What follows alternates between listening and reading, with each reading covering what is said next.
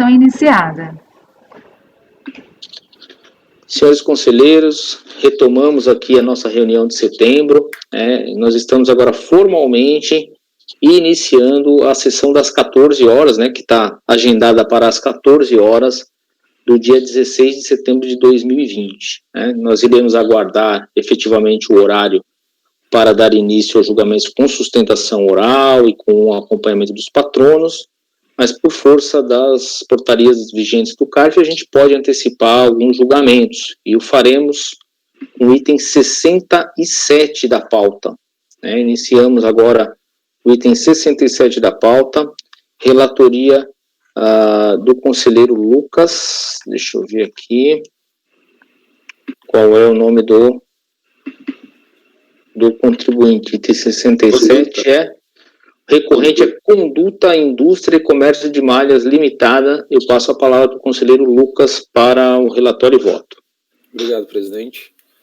Bom, trato o presente processo de exclusão do Simples Nacional, mediante ato declaratório executivo da DRF, com base no artigo 76, inciso 4, a linha C e H, da resolução número 94, de novembro de 2011, pelo motivo de constituição da pessoa jurídica por interpostas pessoas e por superar o valor das despesas pagas em mais de 20% o valor de ingresso de recurso do mesmo período, com efeitos a partir de 1º de janeiro de 2008, impossibilitando nova opção nos anos de 2009, 10 e 11.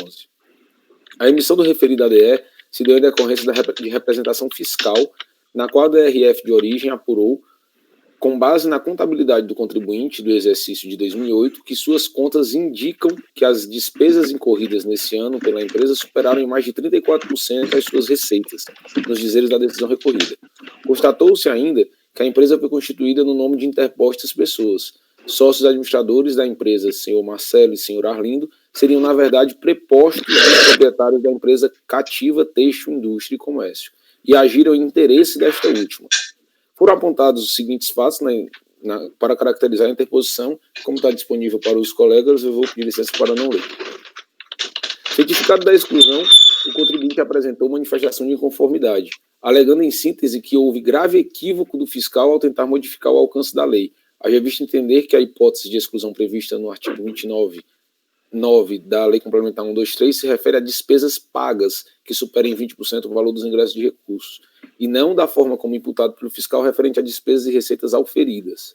Diferencia os institutos de ingressos de recursos, receitas auferidas, despesas e despesas pagas, mencionando que, com base nos livros Diário e Razão do período de 2008, o valor de despesas pagas não superaria os ingressos de recursos. Ele traz uma planilha comparativa e outros argumentos. Ao tratar do tema, a DRJ de Belém julgou improcedente o pleito por entender que a pessoa jurídica Conduta foi constituída em nome de laranjas, terceiras pessoas inseridas na sociedade como pseudo-sujeitos da relação jurídica em prol de benefícios ilícitos em favor do titular oculto, em benefício da empresa cativa. Foi constituída a Conduta tendo como titulares de direito os senhores Marcelo e Arlindo, que são de fato prepostos do proprietário da empresa cativa no interesse desta última. O senhor Marcelo, antes, durante e depois de formalmente constatar contratualmente como sócio administrador da Conduta, foi empregado da empresa cativa, sendo homem de confiança do senhor Gilmar. Como prova da mencionada confiança, diversos instrumentos de mandato assinados pelo senhor Gilmar, concedendo amplos poderes para Marcelo, e diversos contratos firmados por este em nome da cativa, inclusive no ano de 2008, quando já figurava como sócio administrador da Conduta. Os contratos de comodato de máquinas e equipamentos de costura evidenciam que se trata de contrato particular, gratuito, por prazo indeterminado, sem firmas reconhecidas, sem garantias, e que tem por fim demonstrar áreas de autonomia entre as partes. Dentre outras razões, a DRJ manteve, então, incólume o ato de exclusão do Simples. Inconformado, o contribuinte apresentou recurso voluntário, no qual reforçou os argumentos anteriormente apresentados, alegando em adição que, em relação a determinados tópicos de defesa, não teria havido manifestação expressa quando do julgamento em sede de DRJ, caracterizando o verdadeiro cerceamento de defesa. Por tais razões, requereu o reconhecimento do direito creditório, com a consequente homologação da decompra apresentada do saldo negativo de RPJ de 2008 no calendário de 2007. Passando ao voto, o recurso voluntário é tempestivo e atende aos demais requisitos de admissibilidade, razão pela qual dele conheço. Compulsando que dos autos consta constam, verifico que não foram apresentadas novas provas em sede recursal, se delimitando o conjunto probatório àquele colacionado na manifestação de inconformidade. Nesse condão, não restou comprovado pelo recorrente a origem dos supostos ingressos de recursos de forma suficiente a descaracterizar a presunção legal do artigo 29.9 da Lei Complementar 123, em que pese a alegação de defesa, por si só, sem um conjunto probatório que lhe configure suporte, não há como prosperar.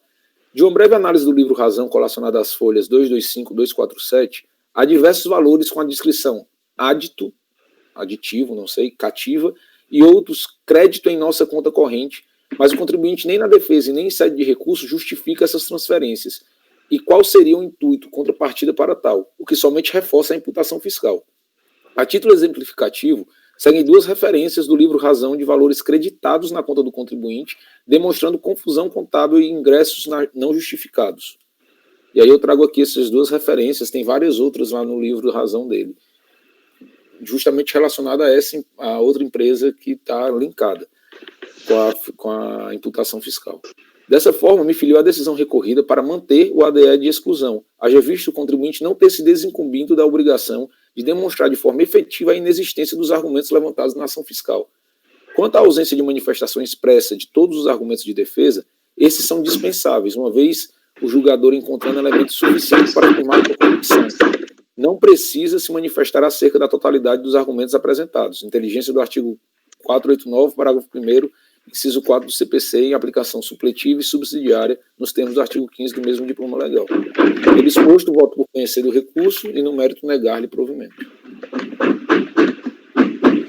Ok, conselheiro Lucas, muito obrigado. Senhores, alguma dúvida a respeito? Ou podemos... Não, eu só ia chamar a atenção. Ô, Lucas, lá no pedido, depois do recurso voluntário, se ele falou alguma coisa de decomp, eu não sei se foi... Aqui, no caso, um erro do relatório, né? Do relatório ou do pedido lá. Mas é questão de simples mesmo. No restante, sem reparos, assim. Tá muito tranquilo. Do relatório, Foi do modelo que eu devo ter pego. Pronto, Não, o restante tá tranquilo. Podemos seguir na votação? Então, o conselheiro está votando por negar provimento ao recurso voluntário. Conselheira Giovana. Eu acompanho o relator. Conselheiro Dornelas. Acompanho. Conselheiro Heitor. Com o relator, presidente. Conselheiro Rogério. Com o relator. Eu também voto com o relator, então item 67 da pauta, por unanimidade de votos, negar provimento ao recurso voluntário. Vamos tentar julgar agora o processo item 63 de relatoria da conselheira Giovana. O recorrente é Vigor, Saúde Animal, Indústria e Comércio de Produtos Veterinários. Conselheira Giovana, com a palavra, por favor. Tá, eu peço para que vocês acompanhem, podem ir direto ao voto, que no início do voto eu faço um resumozinho do processo. O recurso é tempestivo, né, portanto, dele conheço. Primeiramente, cumpre destacar que, apesar de constar responsáveis solidários na autuação, o lançamento foi impugnado apenas pelo contribuinte. Tá? Só faço essa ressalva, os outros não apresentaram sequer impugnação. Trata o presente processo de infração de imposto de renda retido na fonte, relativo ao ano calendário 2013, decorrente de procedimento de fiscalização que teve início com o cruzamento de informações da DIF e com os respectivos DAF. Era um batimento tipo uma malha que chamava DIF-DAF, né, na Receita. O contribuinte informou em DIF retenção de trabalho assalariado, todavia não efetuou os respectivos pagamentos. A autoridade fiscal enviou correspondência à empresa, tendo sido devolvida. O contribuinte foi intimado por edital para prestar esclarecimentos, contudo, passado o prazo, não se manifestou. A autoridade fiscal lavrou o auto com as informações constantes do sistema da RFB e prestadas pelo próprio contribuinte. As retenções informadas e não pagas constam do quadro abaixo. Aí eu reproduzo o quadro, basicamente, ali de janeiro a maio, de fonte, o mês de dezembro, e no valor total ali de 38 mil, que foi declarada pelo contribuinte na DIF. Ao ser notificado do lançamento, o sujeito passivo apresentou a impugnação e informou que procedeu à retificação da DIF e anexou cópia da retificadora. A turma da DRJ consignou que as informações constantes da DIF retificadora, apresentada com o intuito de demonstrar alterações nos valores do fonte, que foram objeto do lançamento de ofício, somente poderiam ser aceitas se acompanhadas de documentos que comprovassem a validade das alterações e que o contribuinte não apresentou documentação hábil e idônea para comprovar os valores retificados. A DRJ também verificou que alguns valores lançados no auto não foram objeto de retificação e considerou-os não impugnados. São eles: janeiro, fevereiro e março, está aí, considerou não impugnado. Cientificado do acórdão, o contribuinte apresentou recurso, reconhecendo como devidos aqueles valores não impugnados, os quais foram transferidos para outro processo e informou que já tinha parcelado. Os valores controvertidos no processo residem no fonte de abril, maio e dezembro, constante da planilha acima lá. Quanto a esses valores, a recorrente informa que não foram retidos pela empresa, né? Na verdade, ele apresentou em DIF, mas não foi retido e nunca deveriam ter constado da DIF transmitida e que houve um erro de fato ao prestar informação. Esclarece que não houve a retenção, uma vez que não houve pagamento de verbas às pessoas físicas naqueles meses informados e que os beneficiários ingressaram com ação trabalhista para recebimento desses valores, tendo havido acordo conforme documento anexado aos autos. Cito aí os documentos. Para contrapor as razões da decisão recorrida, que considerou insuficiente a DIF retificadora, desacompanhada de documentação, o sujeito passivo trouxe novas provas aos autos para demonstrar o erro cometido. Entendo que essa documentação deve ser recepcionada para contrapor as razões da DRJ. A documentação acostada aos autos refere-se a acordos trabalhistas que têm por objetivo comprovar que não houve pagamento de verba salarial que ensejasse a retenção na fonte da autuação. Com efeito, mostram-se plausíveis os argumentos da recorrente, que trouxe documentos idôneos, mas não suficientes para provar o erro alegado. Para tornar o erro mais evidente, deveria ter trazido cópia da escrituração contábil e fiscal. Ele não trouxe, tá? Além do que, a partir do auto de infração, não é possível verificar se os autores das ações trabalhistas correspondem exatamente aos beneficiários das retenções que deram ensejo à autuação.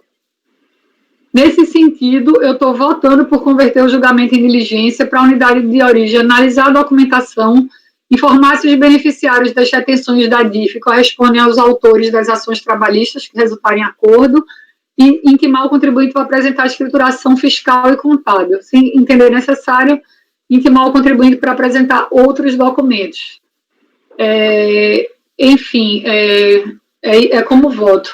Eu acho que a gente pode discutir aí porque pode ser que alguns entendam a questão de que ele já deveria ter trazido, ele trouxe o acordo trabalhista, né, para provar que não houve retenção naqueles meses para justificar a retificadora. Eu entendo que ele fez um esforço de prova maior, mas que a escrituração contábil seria necessária. Mas também não foi mencionado isso na acórdão da DRJ. Ele falou só que não tinha documentação hábil e idônea suficiente para provar. Eu estou propondo a diligência, tá?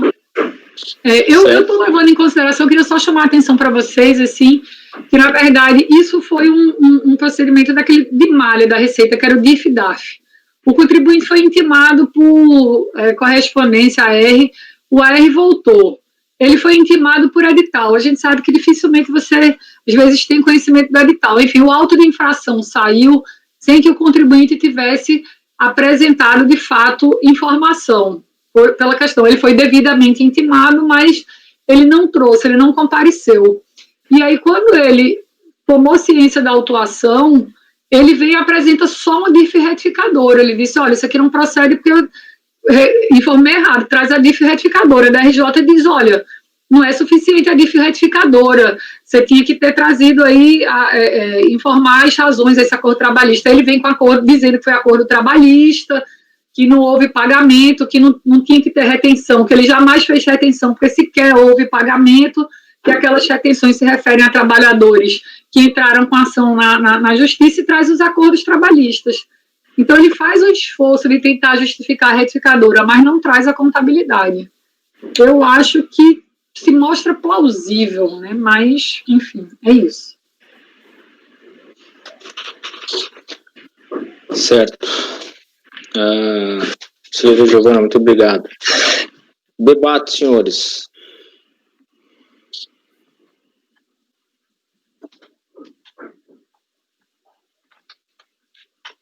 Conselheiro Heitor, tem alguma consideração? Que eu acho que estava no mudo seu microfone. Não? Não. Podemos votar, então? O conselheiro está propondo uma diligência, né? Tem as questões aí das provas, mas até pelas considerações do conselheiro Heitor ontem, eu já entendo que ele vai analisar depois a pertinência. Na verdade, presidente, até é isso, né? Eu ia até chamar a atenção. Ontem, quando eu mencionei essa questão do 16/4, seria até a diferença entre os dois processos, né? A gente estava ontem numa seara que era a seguinte: tinha um consórcio grande, que estava com uma operação de swap grande, vinculado, e ele estava trazendo uma planilha apócrifa para mostrar as retenções de fundo. E aí ele complementou isso efetivamente, acho que foi em sede de recurso voluntário, acho que era essa a discussão de ontem, efetivamente.